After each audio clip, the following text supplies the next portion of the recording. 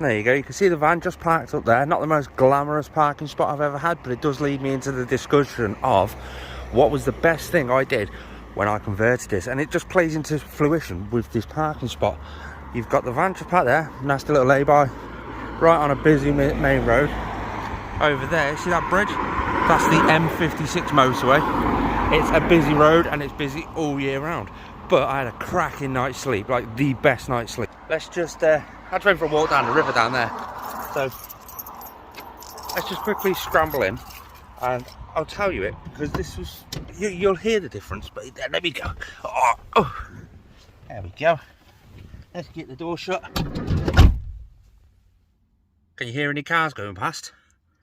Sound deadening. It's the number one thing I did to this van that I didn't even know I was doing properly, that I didn't even know I was going over the top with.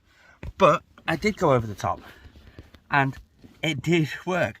Going over the top with sound deadening meant I can park on laybys, I can park in service stations, I can park absolutely anywhere without the worry of being woken up by passing trucks. I mean, there you go, you've just heard a truck go past now. Did you hear it? No, because all I felt was a little rock from when it flew past me. It's absolutely amazing. The sound deadening, I'll show you actually, because see these panels on the back of the doors?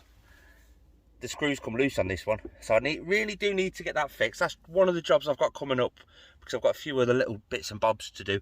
I've got some trim and stuff, but this panel, I can actually lift it off and show you. No, I can't show you the mute mat. What I did, I got mute mat. It's a sound deadening material. It's like a rubber backed sticky material thing, and it basically just covers the panels on the van, on the bare panels. It goes there before you put any insulation or anything on, and it takes away a lot of the vibration from those panels. Those vibrations cause sound, which is what you hear. I use mute mat. I found out on eBay. Why did I use that one? Solely because I got the most bang for my buck. I got 20 sheets for however much it was, but it was cheaper than all the traditional top-end brands that everyone raves about. So I went for that, and it worked. I got too much, so I just stuck it everywhere. On the back doors, on all the side panels, on the ceiling, on the floor. I even took the headlining out of the front. Yeah, just there. I even took the headlining out the front and stuck it all over the ceiling there. I then went over with another form of like a foam foil backed insulation thing. That was mainly for like a bit of a vapor barrier, which wasn't a vapor barrier. I just stuck it on thinking, it's going to help some way. It must be helping perfectly because it's working perfectly. I concentrated more on the ceiling than I did anywhere else, for the sole purpose is I was hoping to have a bit of heat.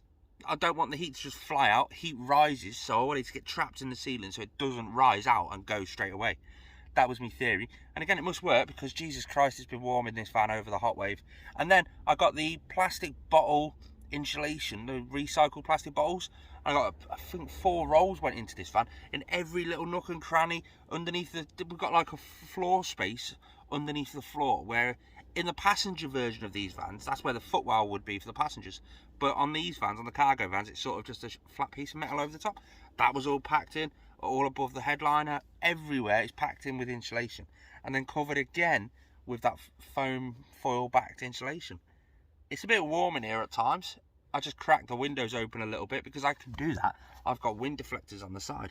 And that is the best thing I ever done to this van while I was converting it. I'd highly recommend you all doing it.